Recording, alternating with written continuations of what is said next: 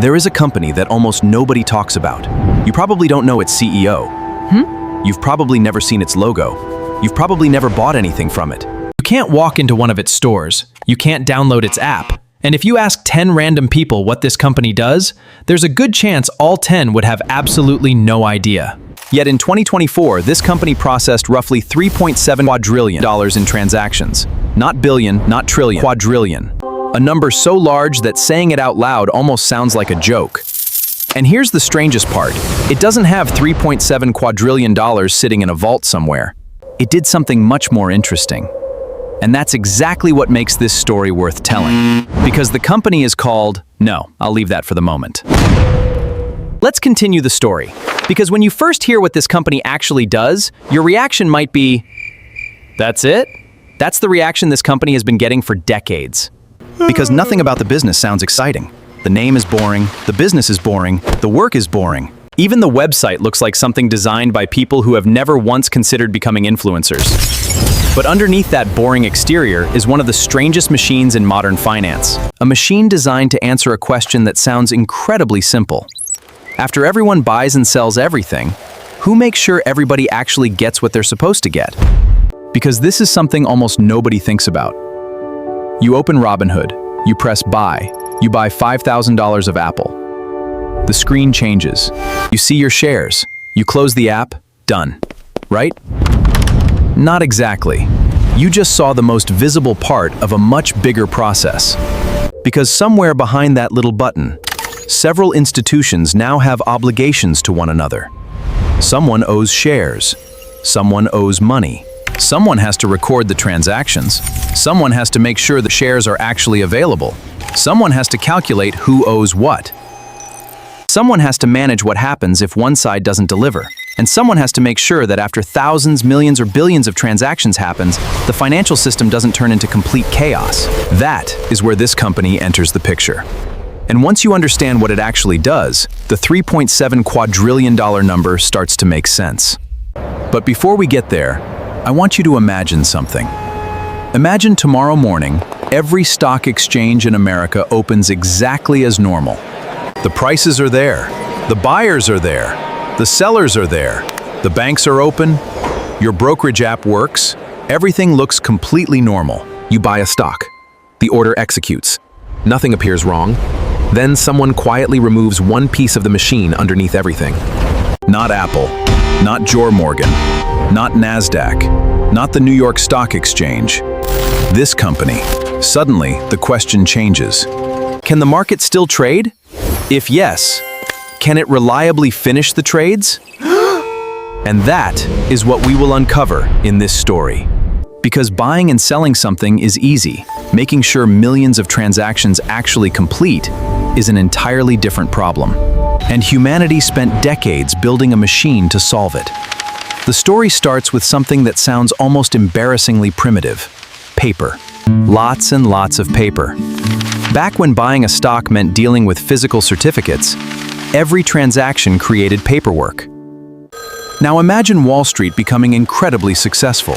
More investors, more stocks, more transactions, more certificates, more paperwork. Eventually, the paperwork itself became a problem. In the late 1960s, the volume became so overwhelming that the US securities industry was struggling to process the flood of transactions. The market was growing faster than the machinery supporting it. And eventually, Wall Street had to do something radical. Instead of constantly moving physical pieces of paper, stop moving the paper. Keep securities in centralized custody. Record ownership electronically. Let the computer system keep track of who owns what. That idea helped lead to the creation of this company in 1973. And this is where the story becomes interesting. Because the company wasn't created to become famous. It was created because Wall Street had a plumbing problem. Too many transactions. Too many pieces of paper. Too many opportunities for something to go wrong. So instead of physically passing certificates from one institution to another, the system could record changes electronically. That sounds simple. Until you realize how many things are being traded. Stocks, corporate bonds, municipal bonds, money market instruments, government securities, and thousands of institutions are involved. Suddenly, keeping the record becomes an enormous business. But the company solved the problem. Imagine Bank A sells $100 million worth of securities to Bank B. Bank A expects $100 million. Bank B expects the securities. Simple. But what if Bank A fails? What if Bank B fails? What if one side delivers and the other doesn't? Now you've got a problem. Because financial markets aren't built on one transaction. They're built on relationships between millions of transactions, and thousands of institutions are involved. Suddenly, keeping the record becomes an enormous business. But the company solved the problem. This is where the company becomes incredibly important. It helps clear trades. More importantly, it can step in as a central counterparty for many transactions. That means instead of Bank A having to worry directly about Bank B, and Bank B worrying directly about Bank A, the clearing system becomes the central link. And this changes the entire structure. Instead of thousands of institutions constantly asking, "Can I trust this particular institution to complete this particular trade?" the system creates standardized processes for managing those obligations. It's basically a series of processes designed to make sure the transaction actually gets completed. And suddenly, the market becomes much easier to coordinate. But there is another trick. And this is where the company gets genuinely clever. Imagine you owe me $100. I owe another guy $80. That guy owes you $70. That guy owes you $70. If we settled every obligation separately, money would bounce around everywhere. But instead, we can calculate the final obligations. You don't need to move $100 one way, $80 another way, and $70 somewhere else. You can simply calculate the difference. That's netting.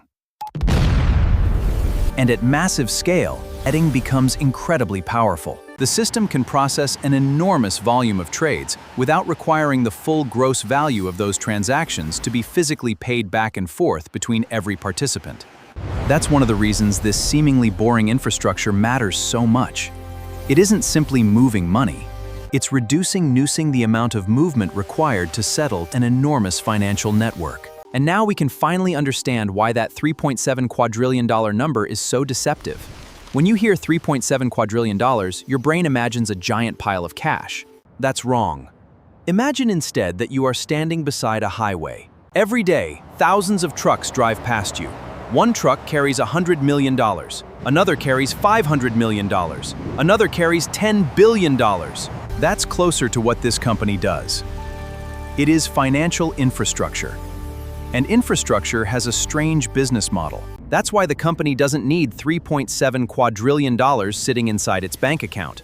The number represents the value of securities transactions processed through its infrastructure. Because the company's power doesn't come from owning the money, it comes from sitting in the middle of the machine. Think about what happens after you buy a stock. The trade is executed. But the financial system still has to complete the transaction. The buyer has to receive the security, has to be recorded, the obligations have to be reconciled, and risk has to be managed. That's what settlement is about. You see the trade. This company helps deal with what happens after the trade, and that after is where a huge part of finance lives. This is why the company is so easy to misunderstand. People think the stock market is the trading screen. It isn't. The trading screen is the front door. Behind that door is a gigantic machine. And this company is one of the companies helping operate that machine. Now let's make the problem much bigger. Imagine one person buys one stock. Easy. Now imagine 1 million people buying and selling. Still manageable. Now imagine thousands of financial institutions doing every trading day. With stocks, bonds, ETFs, municipal securities, corporate debt, government securities, and other financial instruments. Suddenly, you don't have a market. You have a network. And networks create a very unusual problem. Everyone depends on everyone else. One institution owes another. That institution owes someone else. Collateral moves. Securities move. Cash moves. Ownership changes. Trades fail. Trades settle. New trades arrive. Old obligations remain. And the entire thing has to keep making sense. This is why clearing and settlement infrastructure exists. It takes something that could become an impossible web of individual promises and organizes it. That's the real business. Not money, not stocks, not investing. Organization. And this company isn't some random back-office company. It is one of the institutions sitting between enormous numbers of financial participants. And whenever you sit between enough participants, you become extremely important. But there is an even bigger reason. Risk. Imagine you're a bank. You make a trade worth $500 million.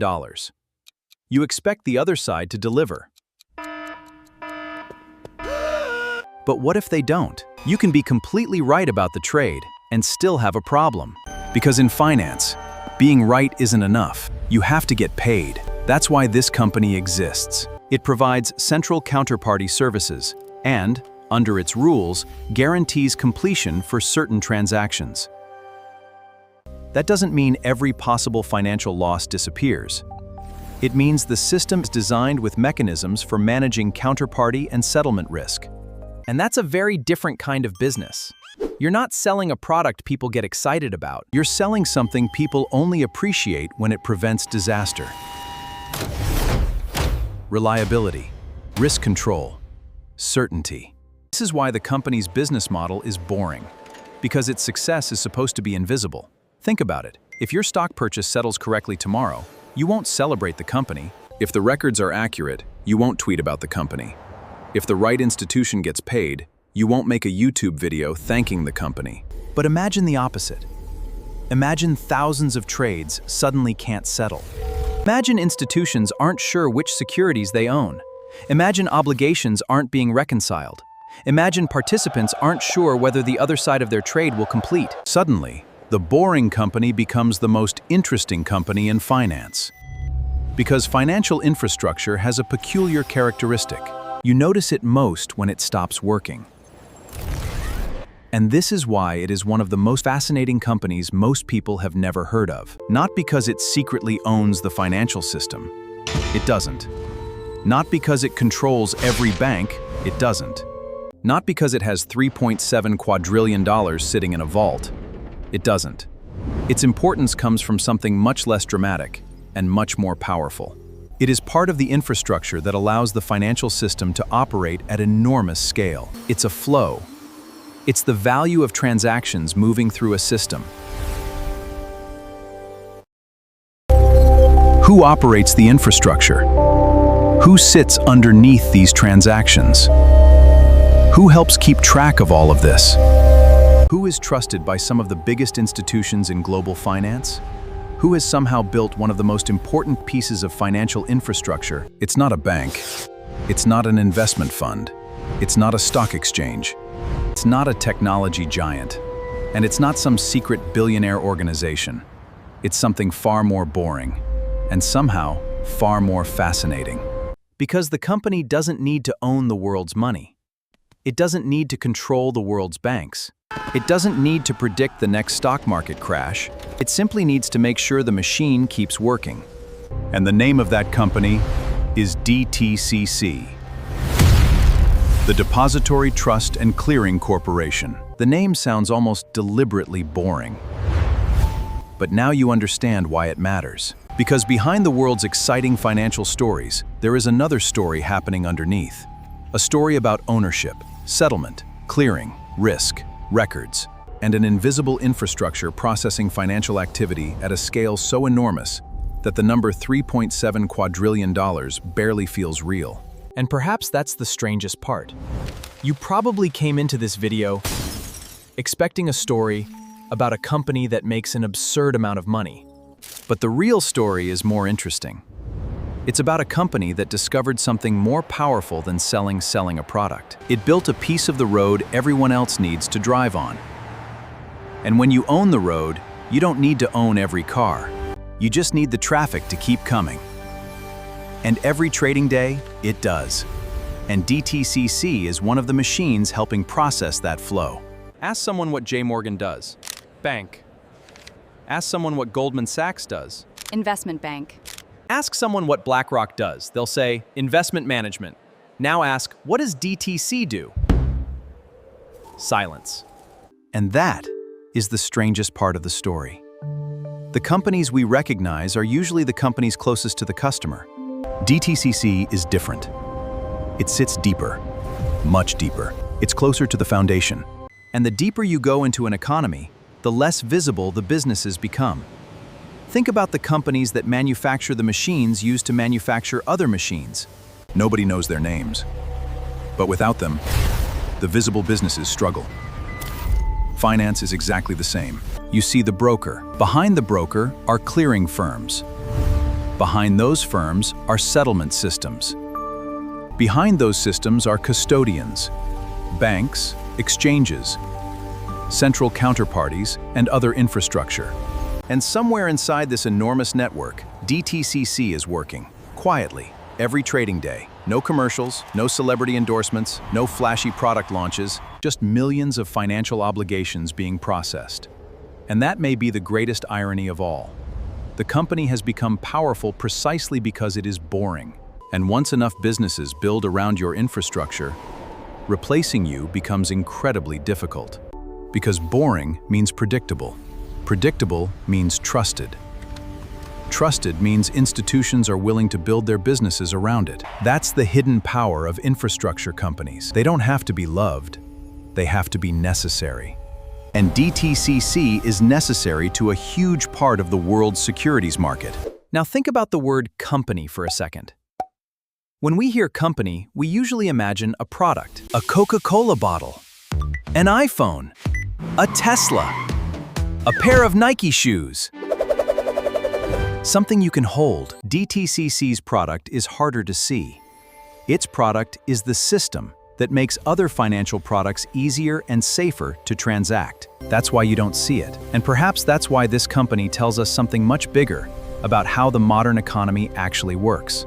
We tend to look at the economy from the top. We look at Apple, Amazon, J.P. Morgan, Tesla, Microsoft. We look at the companies making billions. But underneath every visible business, there are invisible systems. It's doing something that has to be almost invisible. Because if you're running infrastructure for the financial system, attention isn't the goal. Reliability is. And the companies operating those systems can become extraordinarily important without ever becoming household names. So the next time you open your brokerage account and press buy, remember that your screen only showing you the front end. Behind that button is a chain of institutions. Behind those institutions is a massive network. And inside that network are companies most people have never heard of. Companies that don't sell anything to you. And maybe that's the real lesson. We spend our lives looking at the businesses everybody knows. The brands, the banks, the technology companies, the billion-dollar startups. But underneath all of them, there are businesses nobody talks about. Businesses that don't make the headlines. Businesses that don't sell directly to you. Businesses that quietly build the roads everyone else drives on.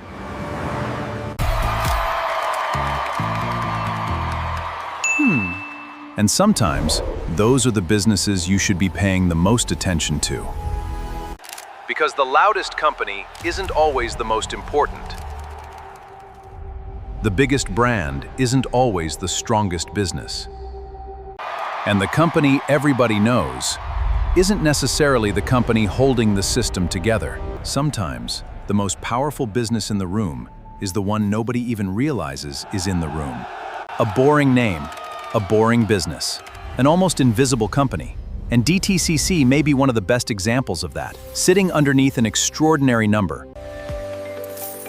With this, we have come to the end of this video. Like, share, subscribe, and most importantly, and leave a comment. Leave a comment. Which other business sphere do you want us to explore? And tell me in the comment section, do you know about this company already? What do you know about it?